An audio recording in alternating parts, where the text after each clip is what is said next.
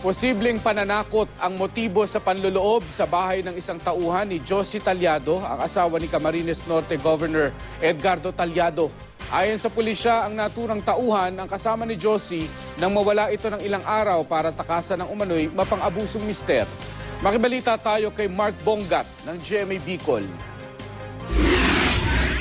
Pinasok ng hindi pa nakikilalang mga sospek ang bahay ni Darlene Francisco sa bayan ng Vinsons, Camarines Norte nitong Lunes.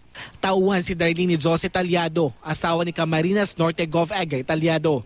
Kasama ni Josie sa Darlene nang mawala ito noong Sabado at unang inakalang na kidnap. Pero kalaunay lumutang si Ginang Talyado at nilinaw na tinakasan lang niya ang mapang-abuso umano niyang mister. Kinumpirma naman ang Vinsons Police na hindi pagnanakaw ang motibo sa panloloob sa bahay ni Darlene. Posibleng pananakot lang daw ito pero hindi pa tiyak kung may kinalaman sa insidente ng pagkawala ni Darlene at Josie. Walang nawawalang gamit sa bahay ni Darlene. Ang tiyahin ni Darlene nakadiskubre sa panloloob. Bukas ang pinto at sira ang bintana sa kusina ng bahay. May saksi namang nakapansin sa pag-alis ng ilang lalaki mula sa bahay. Dito, dyan dumaan. Tapos, ito yung bakas. Bumali yan, tapos tumayo na. Alin ang sira po dyan? Yung grills na yan, no?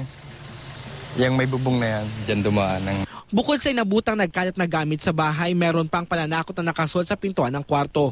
Wala pang ideya ang pulisya kung sinong nasa likod ng panloloob. Patuloy ang kanilang investigasyon at inaalam din daw nila kung may kinalaman ang gobernador sa insidente. Patay ka. Okay. Yung note doon, then sa baba, may nakasulat din, parang signature, go. Agad kami nag-request ng SOCO. Tumanggi naman magbigay ng pahayag si Gov. Talyado. Pero ayon sa abogado niya, magtatrabaho na lang sila at hindi na magbibigay ng pahayag sa anumang issue na hindi makakatulong sa pagpapaunlad sa probinsya. Ayon naman sa abogado ni Ginang Talyado na sa Atty. Lorna Kapunan, nagkasundo na magkabilang panig na pag-uusapan na mag-asawa ang kanilang problema. Mark Bongat, Nagbabalita, Pilipinas.